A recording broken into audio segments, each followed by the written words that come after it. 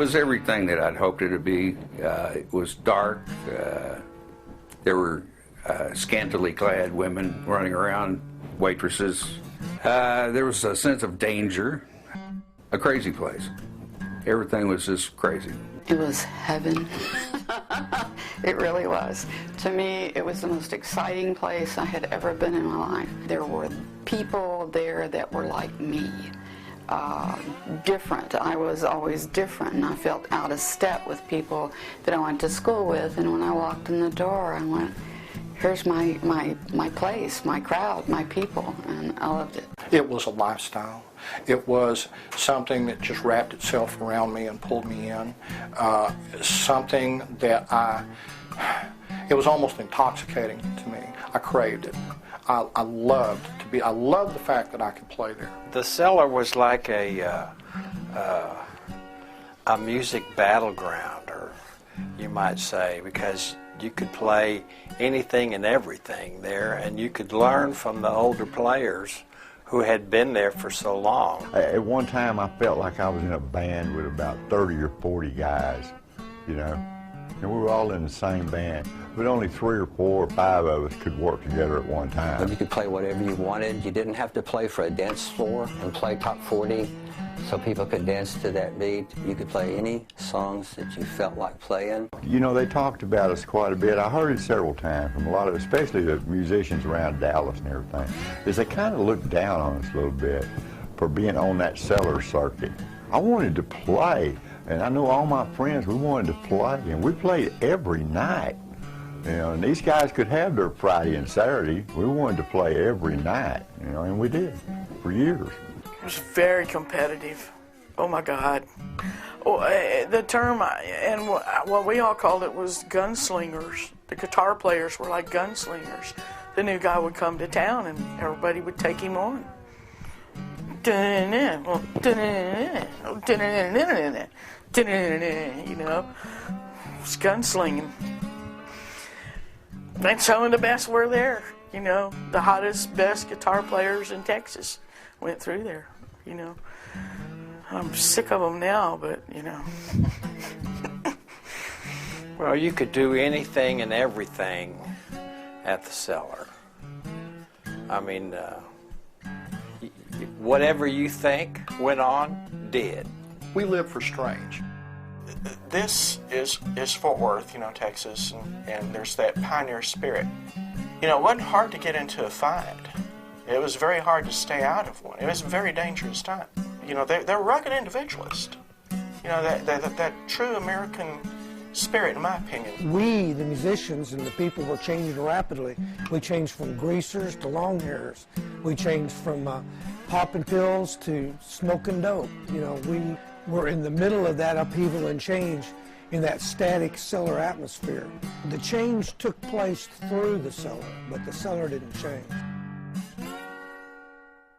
Some of the people that were there at the very beginning were the beatniks. They were kind of wild as far as their generation. Well, the Cellar just, you know, it continued to progress, and it would get publicity just from the antics and things that the owner would do and stir up. One winter, it was cold, my God, it was cold, and it was probably around 12, 14 degrees.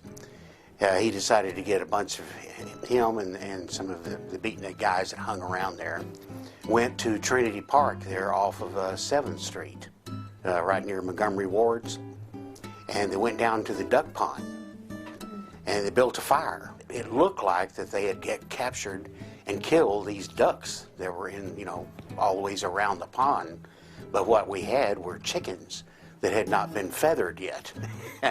And so we're out there, feathers are flying everywhere, you know, and somebody, I don't know who it was, called the police. Those beatniks are down there in Trinity Park cooking the ducks. The next day it's in the paper, you know, beatniks cooking ducks in Trinity Park.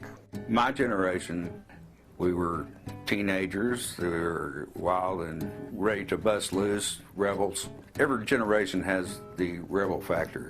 There was a lot of people that probably wouldn't have tried to do things that they did if they hadn't had that freedom. And the Cellar allowed that. Whatever happens to you in your 20s is the most important thing that's going to happen to you in your life. You know, I mean, that's what you'll take to your old age if you have one. It was naughty back then. You know, it was the beginning of the end of the innocence. You know, it was quite naughty. And yeah, I can't tell you how many millions of people, not millions, thousands of people come up to me all the time about the Cellar and go, oh man, we used to sneak out and go sneak in up there, you know. Everybody would sneak out and go to the Cellar when they were 16, 17, because it was happening. In the 60s, there were two kinds of places. One was like the hippie flower, you know, love and peace thing.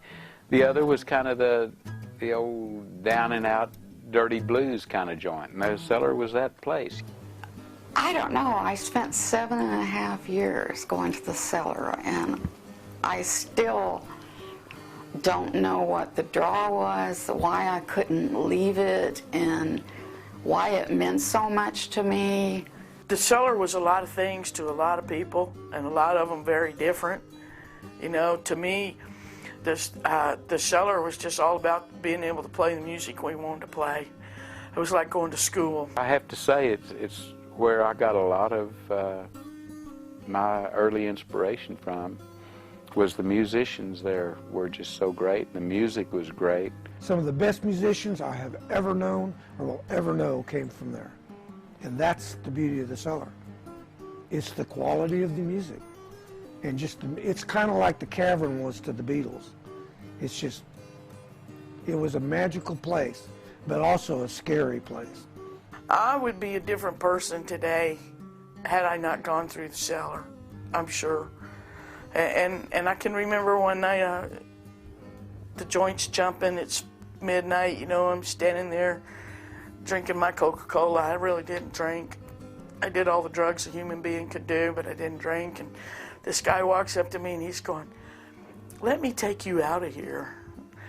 And I just laughed at him, you know. I'm going, what makes you think I want to leave? Well, in that environment, you felt kind of privileged. You were a little special.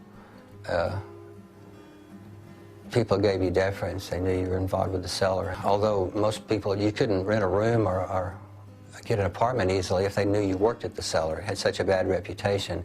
You didn't tell your landlord you worked at the Cellar. The music was incredible, and it stands today. You know, one of the things I wrote about the Cellar reunion was it still stands today. The people that we met and played with then, most of them still have music careers today, and I think that's a testament to what went on there. You know, it was a hard rock and roll school, and you better bring your best game. Most people don't get to do that in their life. At the time, I looked at it as kind of torture because it was really hard to do. You know, 6 in the evening until 6 in the morning, having to be around some old joint that you didn't really want to be around. But at the same time, you sure as hell got your chops together, you know, and that helped me all through my life. And when I started writing songs, it gave me an insight into, well, things just don't come out of the blue. You have to work on them.